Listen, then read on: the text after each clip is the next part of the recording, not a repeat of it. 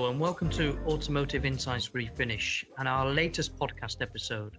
The Automotive Insights Refinish podcasts are focused on highlighting the very latest trends from the vehicle refinish industry and bringing you the valuable opinion and knowledge of experts from within the market, covering a variety of topics which are currently influencing the sector. In this episode, we're going to focus on the area of skills. I'm once again pleased to be your host. My name is Graham Trofel. I'm Global Key Account Manager within Vehicle Refinish for AkzoNobel. Hopefully you'll know who we are, but to give you a very brief introduction, we're a global leader in the paints and coatings market. Specifically relevant for today's audience is the vehicle refinish sector. Our history takes us all the way back to 1792 with brands such as Sikkens, Lessenol and Dynacode, which are hopefully all familiar to you.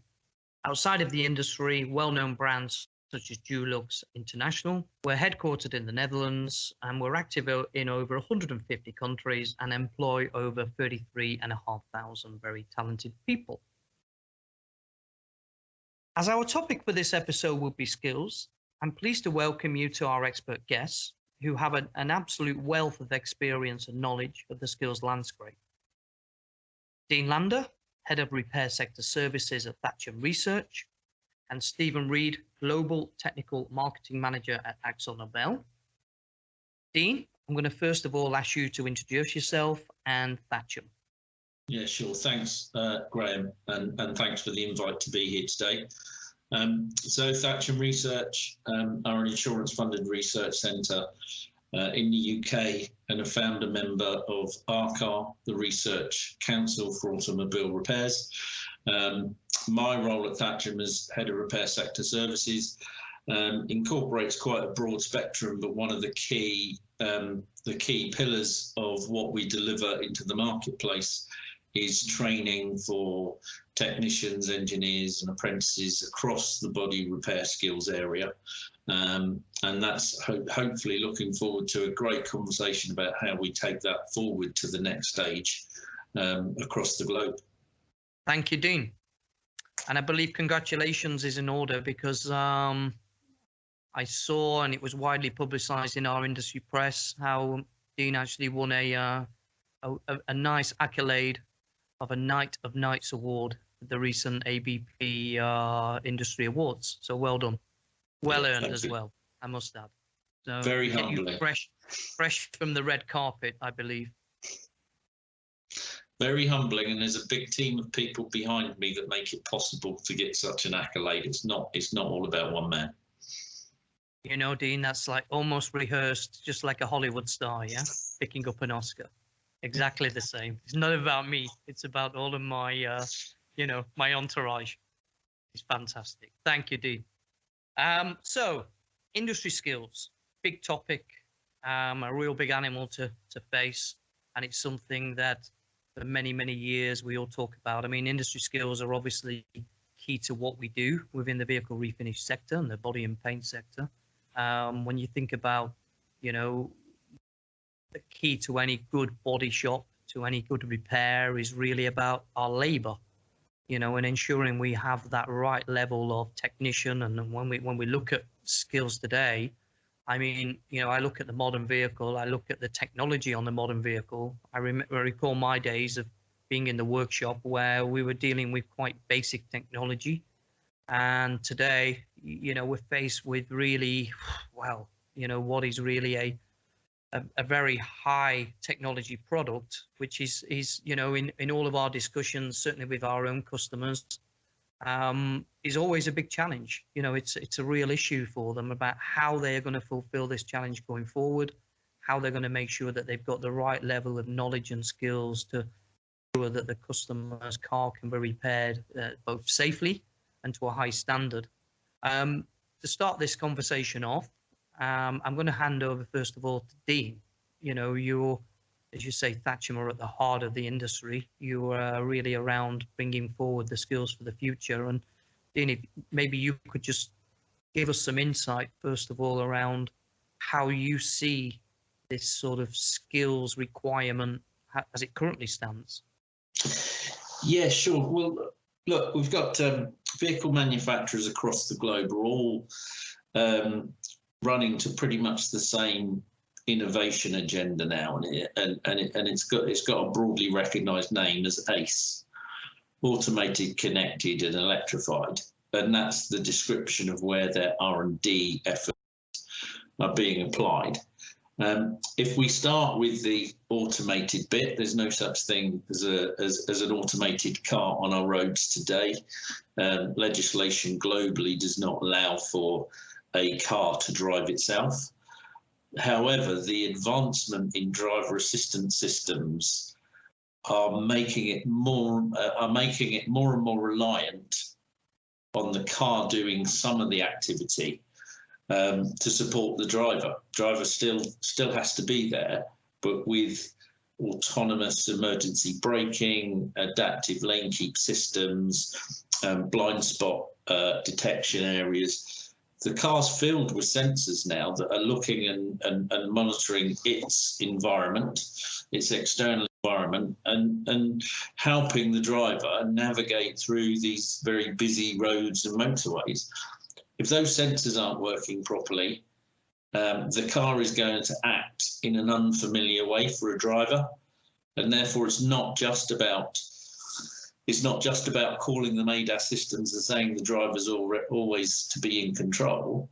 If post repair that car acts differently from its pre-accident performance, the driver's going to be caught unaware, and unfortunate circumstances and incidents of further collisions can occur. So there's one really important skill set that globally repairers have to get to grips with, that 5 years ago wasn't really on their agenda.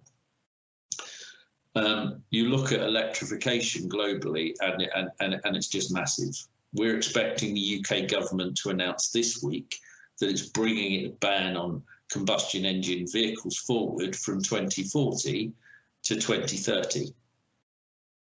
That's literally less than 10 years away. No new pure combustion engine vehicles on UK will be sold at dealerships in the UK. That's bringing into the repair community this completely different risk. And the repairer is not used to dealing with voltages that kill people, and that finally, we haven't really even started to consider how the connected car will impact on skills in the industry.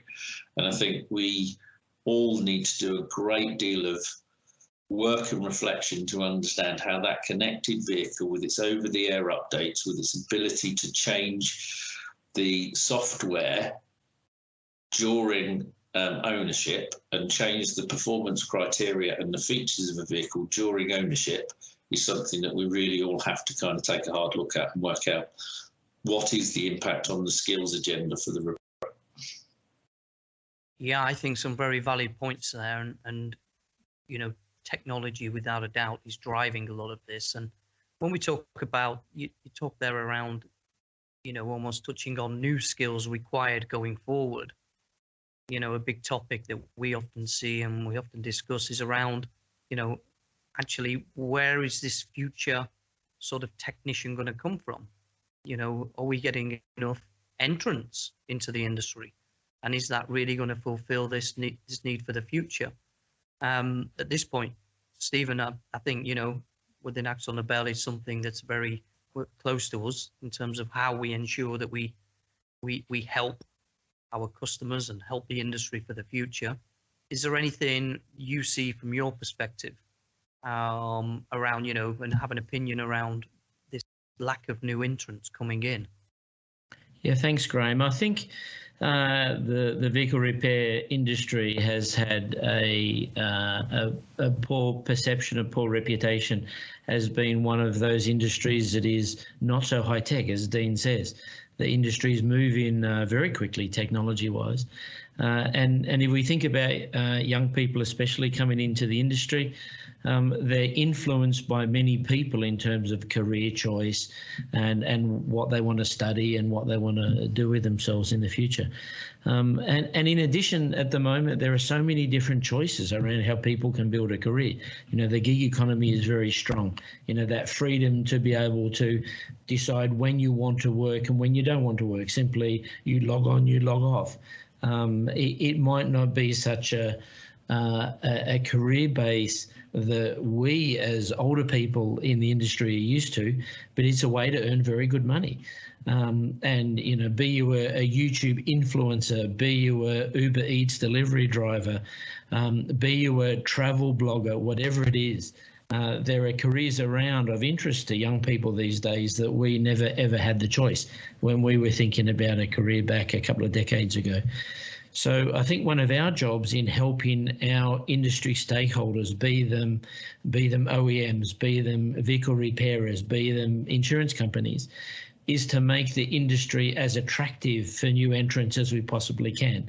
It's highlighting the technology. It's highlighting the challenge as a technician. It's highlighting how high tech this industry is, and repairing cars is actually very different than it was 5, 10, 15 years ago, and how there's a real technology challenge in calibrating these vehicles to the standards that the OEMs require to put them back to pre-accident condition.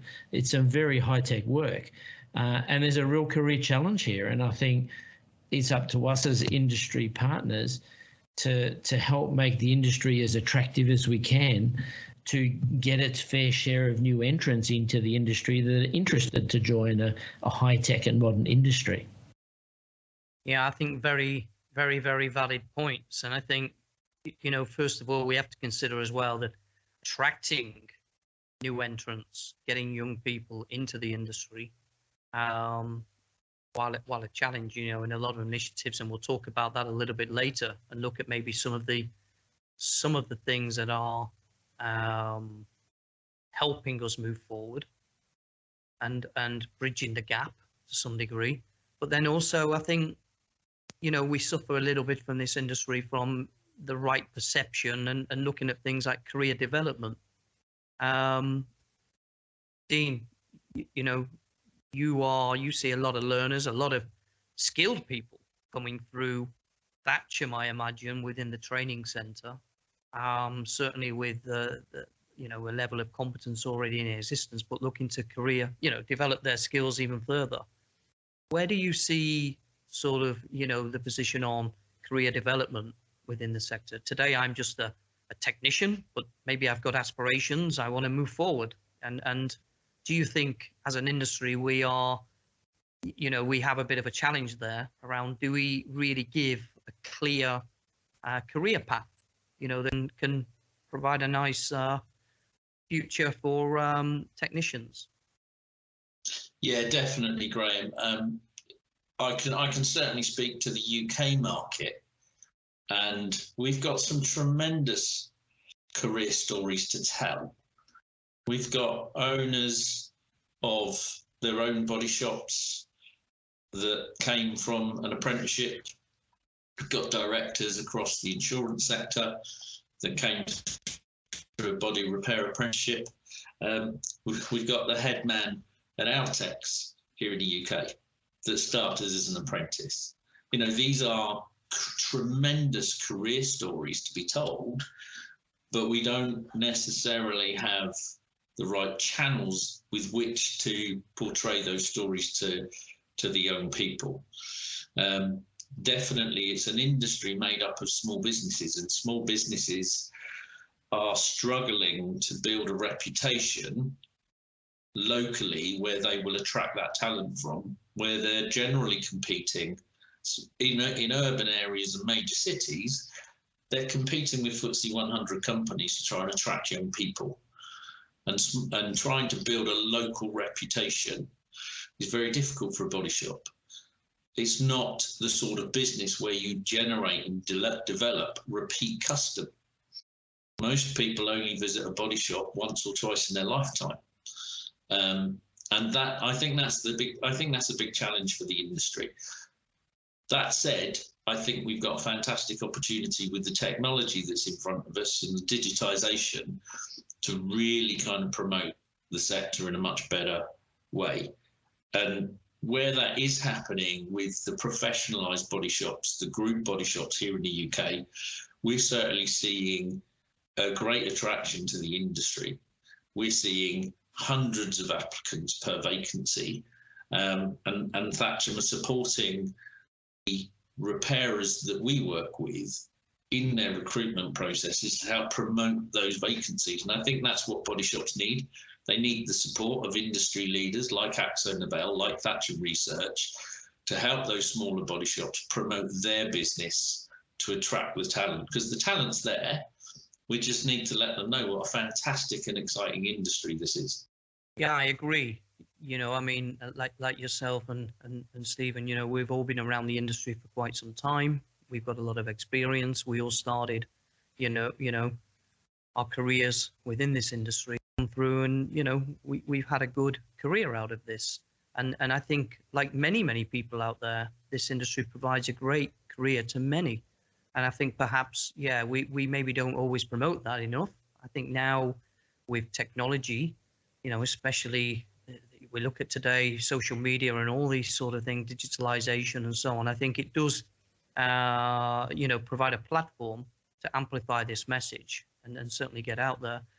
Stephen, I know, you know, you've got a lot of global experience, having worked across many markets out there. I think you know, what do you see there around career development in our sector?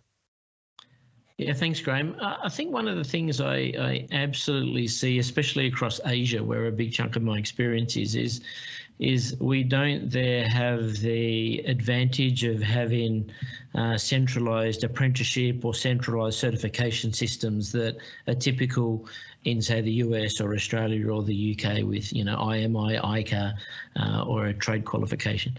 So I think it's incumbent on us as a key industry player to play a part in those sort of regions and to help set some standards, to help the industry to build the base skills that are often in the past just learnt on the job, and bad practices get handed down all the time.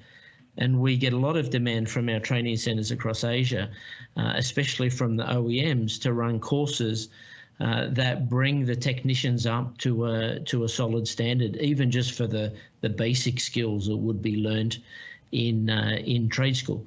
So I think that's something that all the industry players can really play a part there. We can all do some heavy lifting and really help as the car park in these developing regions continues to grow quite strongly, as the middle class grows, as, you know, owning a motorcycle and then owning a car is a real aspiration for many of these families, is to make sure that we can bring our learnings from the more mature markets and really embed some really good, solid, basic skills into these regions. Because the newer cars, as Dean talks about, with ADAS systems, will go into these regions as much as they'll go into the developing regions. So we must have the basic skills, the understanding of the technology, and the support from industry players to be able to repair them to the same standard. Yeah, for sure. Absolutely, for sure. And I think, you know, there are initiatives that we're aware of around the world, you know, that are underway to help sort of develop and bring young people in, and I think also to develop the existing skills, especially in some of these emerging markets. You know, I know, for example, our colleagues in India, you know, they had a great initiative that's been running for a couple of years now, which has been around going out to, you know, to fulfill and help body shops really fulfill their needs in terms of getting talented paint shop staff. You know, they would go out to the areas outside of the main cities, outside the main conurbations, and they would actually go out there and hold these sort of sessions with potential new painters for the future. You know, these are basically the age group that have come out of school, you know, so fulfilling then and actually moving and bringing these guys, giving them the training, showing them really what the industry's around, and actually helping create a career for them. Now, you know, that's, I think, these sort of initiatives, it's not just unique to ourselves. I mean, it's something we take quite seriously. But I think also, you know, Dean, I'm sure you have seen a lot of this type of initiative as well. in your travels around the world. And I think it's out there.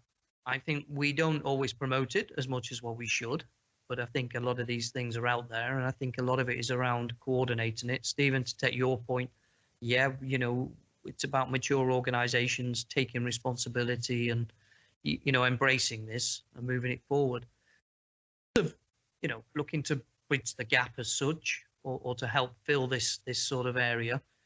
Are there any sort of innovations, or how is technology helping? Is there anything that you guys see, out there that has really stood out to you, or initiatives that are underway?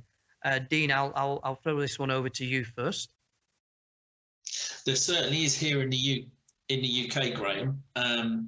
So we've got a couple of not-for-profit charitable type organisations operating in the UK around the automotive body repair sector. So one of them called School of Thought, which is a bunch of ambassadors across the country that will go into schools and present the automotive industry for what a fantastic place it is. Identifying those career path opportunities into the minds of school children, that it's not just become a mechanic or a panel beater or a painter, that actually there are massive career opportunities across the sector. There's AutoRaise, a charity specifically focused on fixing the skills crisis here in the UK in the body repair sector. Skills crisis here in the UK is probably not too dissimilar to the rest of the world. We probably have enough technicians, but the average age of those technicians is said to be around 48, where in other engineering disciplines it's more like 38 to 40. So that's quite a significant sort of generational gap in the skills needs for the industry. And if we don't do something to fix that now, we will really be suffering in 5 to 10 years' time. So AutoRaise are all about attracting people onto apprenticeships in the UK. Again, a fortunate mature market with well-established apprenticeship programs with significant government funding behind it. So if those two entities, along with the body repair sector itself, can create the vacancies, one thing we do have here in the UK is a very competitive training sector. So the training capacity is there. The vacancy and awareness is building in the industry, being brought around by AutoRaise, and School of Thought are in the schools ensuring that young people are aware that this industry exists. I think that in the UK is actually that kind of stellar North Star that everybody should be looking at and going, how does that work? How do we make it work in our country? How do we develop that across multiple nations where we can see very often the same skills crisis either already occurring or very close to the doorstep across those multiple nations? Thank you, Dean. I mean, it sounds like some great initiatives underway there, and been a little bit familiar with some of these as well. So it's great to see that these are going to help the UK market, certainly. But I want to turn a little bit and have a look at a global perspective, because this is a global problem, yeah? The skills that we require for our industry. I mean, technology is everywhere. Markets, even in all the mature markets, it's something that's very consistent to all of us. So at this stage, I just want to ask Stephen, Stephen, you've got a lot of experience from a lot of various markets around the world. Is there anything that you see happening out there that's a really positive of, skills development for the future? Thanks, Graham. I'll just circle back to India for a minute. You mentioned before, there's a really cool initiative that we're running there where we bring in out of work youth, some local villages around our Bangalore facility where we have some virtual reality equipment there.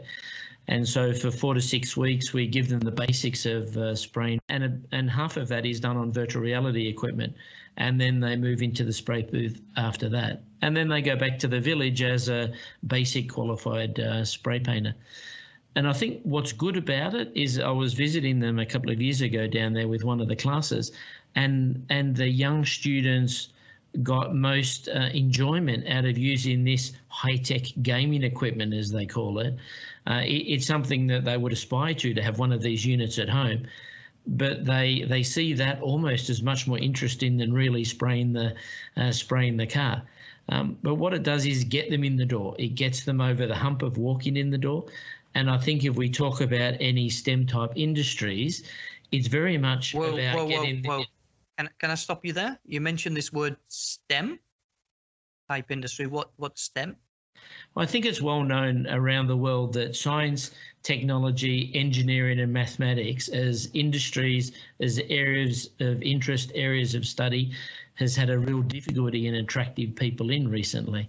And I think whatever we can do, whether they're basic skills that we really need across lots of parts of our automotive industry, we need to make those acquisition of those skills much more attractive to people that are bombarded by all the different interests out there.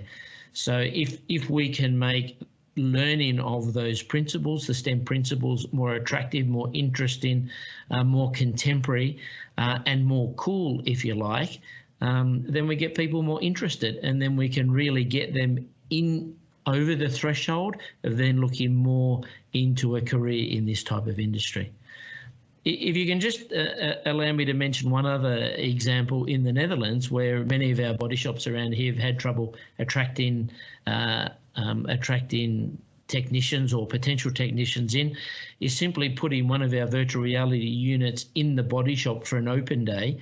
And then we get the parents, the aunties, the uncles drag along their 16-year-old school kids, and they go, have a go at this. And again, it gets people to have a look at something they would never have experienced before. And it's almost like, hey, I can come to work and play a game in painting a car. It's just like playing the game at home.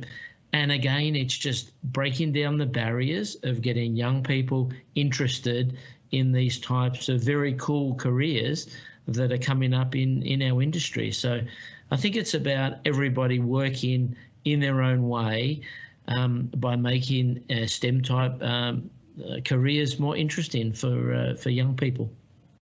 Thanks, Stephen. Yeah, that's, I've seen this myself actually when visiting different markets, that, virtual reality, and I've seen this at some trade shows, where actually it's really of interest, especially to the youngsters. When they see this, they put the headsets on to paint, a panel, and even having a go myself, and by no means it was confirmed that I am no good painter from the results from it. So it certainly highlighted some training needs in myself, and I'll never profess to be to that level. But I mean, it was great to see youngsters, visiting trade shows with the parents who are obviously already maybe working in the sector, and great to see them getting hold of a spray gun, virtual reality spray gun, but actually having a go at this type of thing. And it's wonderful to see, so I think more of this, I think hopefully that, digitalization now and VR and AR and all these types of things are all the buzzwords as we see at the moment. I mean, where do we see technology helping us in the future? Dean, I'll sort of throw this one over to you, because I know you're very technology focused. And what's your sort of, where do you see technology helping to create this platform for the future, for the new skills, but also upskilling as well the existing technicians in our industry? Yeah, Graham. I think some of the advances that organisations such as your own AkzoNobel are making in the virtual reality space for painting, I think they're fantastic, and they have a great place to play in future training programs. However, that said, I don't think augmented reality is yet ready to kind of take our sector by storm. Certainly at Thatcher Research, we have been on a journey towards a blended training approach, but I think it's got to encompass many different tools, channels, to make it work. and we've got to make it very learner-centric. The big challenge around blended learning is, and we've seen it across the globe to some degree, is the chosen channel doesn't necessarily work for every learner. Every individual has their own preferred learning style, whether it be kinetic, whether it be audible, whether it be visual, and a blended learning program really does have to take all of those into consideration. So it's not an easy thing. It's not an easy thing for a business to move to. And it's not something we're going to see training organizations move to very quickly. The level of investment from a training provider to get to that position is not insignificant. Start with e-learning. That's a big step change. Virtual online classrooms. That's a big step change. You then bring in all of the kind of tools that you need to bring into that video capability, along with developing ebooks and online quizzes and gamification. It's there. The capabilities and possibilities are vast, but for a sector that's very focused on the technical part of STEM, we're teaching people across the globe to use tools and equipment safely in a very hazardous environment, and therefore I don't think you can ever get away from the fact that in-person training with an instructor and delegates is always going to be an essential part of any blended learning program for the automotive industry. Yeah, thank you, Dean. I mean, some key points there, and you're absolutely right. I suppose in an industry that's very, practical based and really requires a lot of hand skills and understanding how to use equipment competently, but also, efficiently as well. This is always a big challenge. It's not always about having the basic skills. It's also about getting the best, from the knowledge that's in your technicians and from the training that you invest in. Certainly for employers, I think, for body shop owners, it's key that they get the very, very best out of any investment they make into training. And this blended approach obviously, makes it accessible. And I think, Stephen, over to you really for a little bit of insight from you into, what's a sort of global perspective there. We deal with a lot of emerging markets. Is blended learning, is it the right fit for these markets? Is it wholly practical in these markets, or are they going to be more, fully digitalized? What would be your sort of experience and opinion on this? Thanks, Graham. I really see there being two things to talk about here. One, absolutely agree with Dean that learner-centric is critical because people do learn in all different ways. And we see many learners wanting to take control of their own journey. So really, as information providers, it's about us making the information accessible for them and they learn in a way that suits their learning style. And that's often not sitting in the classroom for 5 days in a row and listening to an instructor. We also see from a business owner's point of view that they want to get value from their employees' learning as well. And so for them, sending a technician away for 4 or 5 days to a course sometimes isn't the best option for them.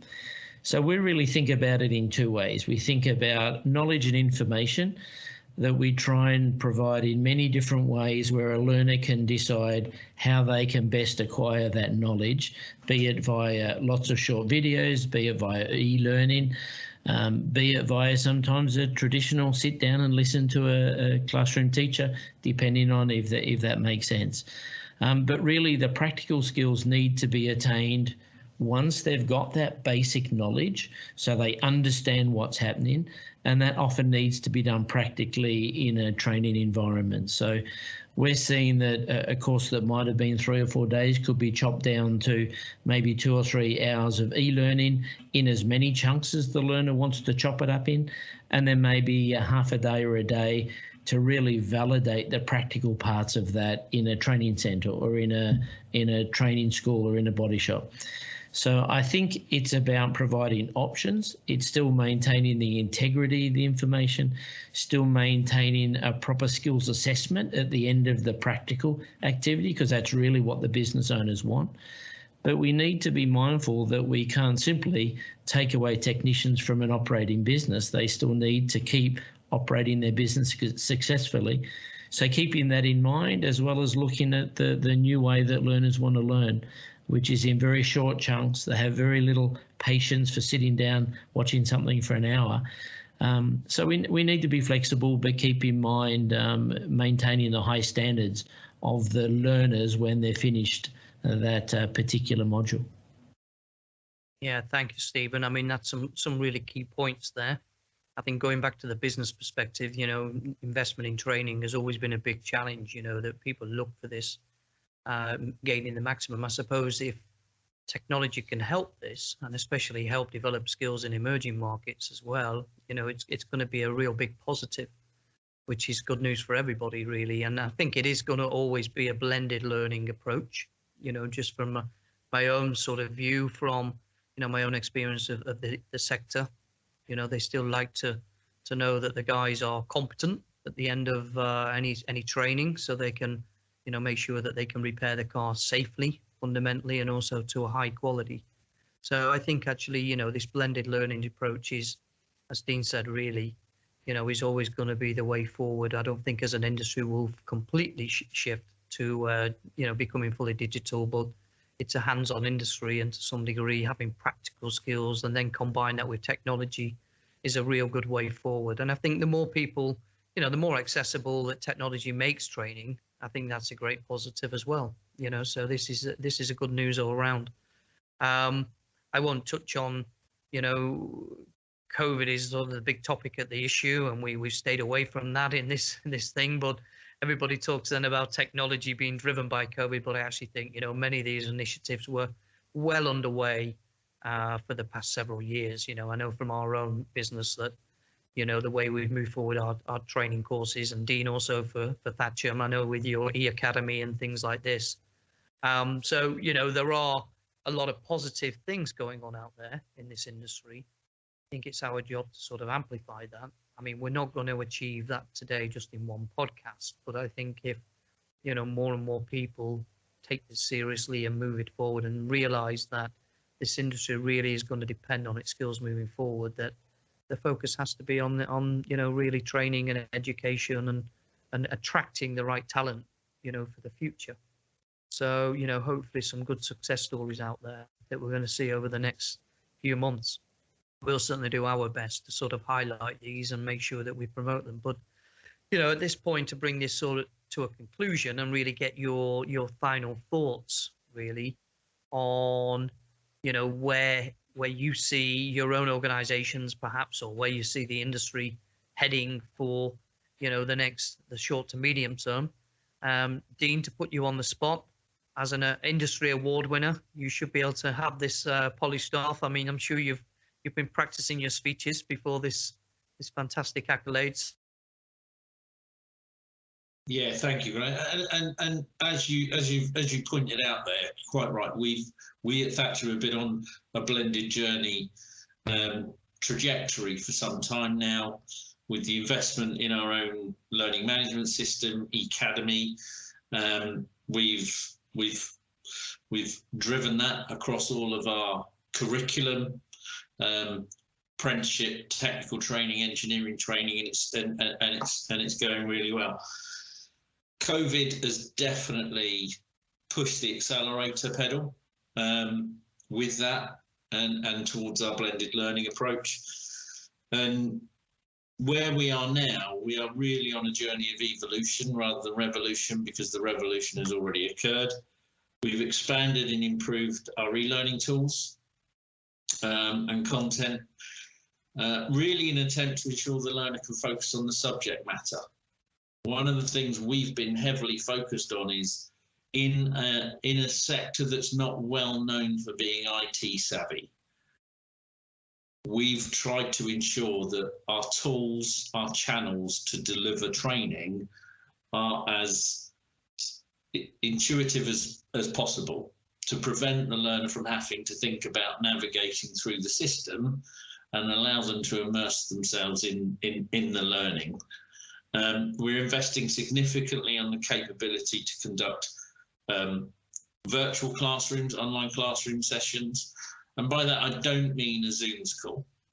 I mean the actual ability to have an immersive classroom where the delegate and the instructor, although remote from each other, are able to truly interact, able to take tasks and complete tasks and breakout sessions, able to interact and during practical demonstrations. We're really taking that to a position where it is all as close to a delegate and instructor being in the same building as we can possibly get that position. As I say, the key theme of it for us is immersive training. Every course or program is designed for the learner to immerse themselves into the subject matter and get everything they need out of the course. As we digitize this, the great thing about it is it's exportable. So we're heavily engaged in it today in the UK. During the whole of COVID, we've kept a significant proportion, over 90% of apprentices on programme, developing and continuing to learn, even while we've been under significant restricted processes. Glad to say we're now back open as a training facility, so we've got some apprentices back on site. But we're now looking at that technology and that advance and that investment and thinking about how we can export it. We're taking it into Australia with our partners there, into Malaysia with partners there. We have had a long history and relationship in Saudi Arabia around skills development in that area. So I think as soon as you digitize and as soon as you go web-based, the exportation of that knowledge is vast. The capability to export it is vast. And I think the only challenge that we will have is the infrastructure in a particular country and the language.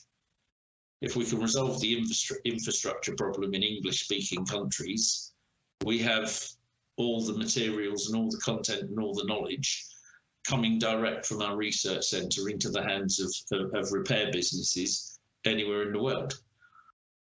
The only challenge we then have, and it's not an insurmountable challenge, but it's a big one, is language.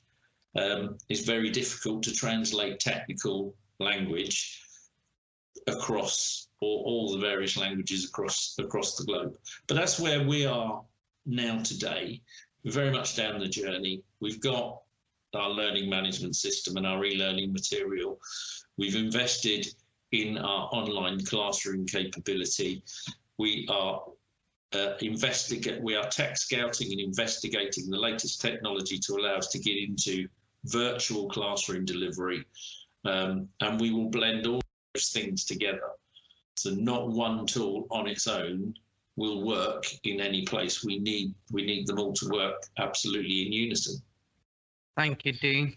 That's really a great insight into, what is always a, positive and proactive story going forward. I'll turn it over now to Stephen to sort of share the same. So Stephen, same question to you. Where do we, from a very focused Refinish perspective, where are we looking ahead? We're focused pretty heavily over the last couple of years on developing our core e-learning content around a global framework of what we see as being core skills for a vehicle refinish technician. And we're very much moving into the implementation phase in local countries at the moment. And we see the same challenge with local language. And so that for us is a key part of implementing in those jurisdictions where e-learning makes sense. And I think taking that a step further as well is blending that program alongside the existing hands-on training in our 40+ training centres around the world. And in those countries, many of our trainers, many of our technical support people, many of our distribution partners really have some great knowledge and experience in developing this training in a more traditional way. So we think it's also partly a change process internally for us, is to show how we can still provide a very high quality of training where it is very much blended between online delivery and some hands-on skills attainment as well. So as well as making sure we can get the content out to our the industry people that want to be trained, it's very much helping our own people internally as well in learning new ways of delivering some very important technical information. We're also working very strongly. We believe virtual reality technology is a fantastic way, certainly when it comes to spray application, to build the core skills. And in many parts of the world, as I said before, where there's not necessarily a solid trade training program, many technicians or potential technicians come to us. They may have been detailers, they may have been body people, where they really don't know how to spray paint at all. And at least 50% of the work of spraying a vehicle is the basic physical control over your body, over maintaining speed, maintaining distance from an object. And virtual reality spray training is perfect to help build those skills in a safe, a cost-effective environment. Essentially, you can build a second or third virtual spray booth for the cost of one traditional spray booth. So we really see that technology can help build those practical capabilities in technicians in a very efficient way. So we've already got 7 units around the world in our different training centres, and we believe next year we'll put some more units in so we can really help at the base level of skills attainment, but also in the knowledge sharing as well via more digital processes as well. And I think more than anything, just in closing, it's flexibility of delivery. It's having good, solid curricula. It's knowing the knowledge that needs to be transferred and being flexible to meet the needs of the learners in how they best learn, to make sure that at the end of the day, we get very competent, well-qualified and motivated technicians that see this industry as a place that they want to have a career in. Well, gentlemen, I think that brings us to an end on a great note. And I would like to really thank you very much for sharing your views and your knowledge with us. Subject is very important on a global level, and it's clear there's many initiatives underway which look to address this. Again, thank you very much for your expertise and taking part in this Automotive Insights Refinish podcast covering the area of skills.